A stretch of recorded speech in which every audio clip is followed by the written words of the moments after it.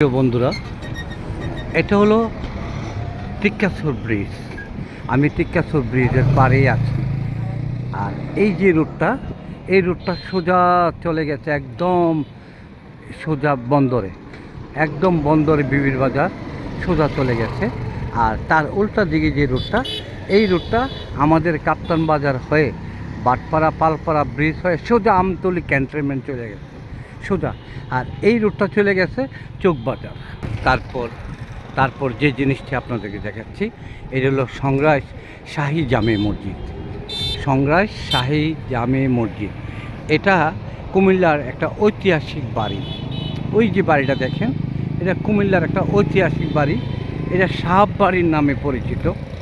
এটা হলো তাদের পারিবারিক কবরস্থান। এটা তাদের পারিবারিক কবরস্থান। আর ওই যে সাহাব বাড়ি দেখা যাচ্ছে, এটা আপনারা চিনবেন। আমি লোকটার নাম বলি, উনি হলো সাবেক কুমিল্লা পৌরসভার চেয়ারম্যান এবং কুমিল্লা উপজেলার চেয়ারম্যান ছিলেন। ওনার নাম হলো আব্দুল আওয়াল। উনি স্বাধীনতা সংগ্রামের পরে উনি আওয়ামী লীগও করেছেন। উনি পরবর্তীতে ৭৫-এর পরবর্তীতে উনি জাতীয়তাবাদী দল বিএনপিতে যোগদান করেছেন। এরপরে বিএনপিকে ঠেলা দিয়ে ফেলে দিয়ে উনি আবার জাতীয় পার্টিতে হুসাইন মোহাম্মদ এরশাদের সাথে চলে গেছেন। উনি আসলে বাস্তব একটা স্বার্থবাদী এবং ক্ষমতা লোভী লোক। উনি আজকে দুনিয়াতে নাই। আমি তার বিদায় আত্মার মাগফিরাত কামনা করি। উনি ক্ষমতার জন্য উনি সব কিছু নীতি আদর্শ পরিবর্তন করতে পারত। তার নাম ওলদি আব্দুল আওয়াল নামে পরিচিত কুমিল্লায়।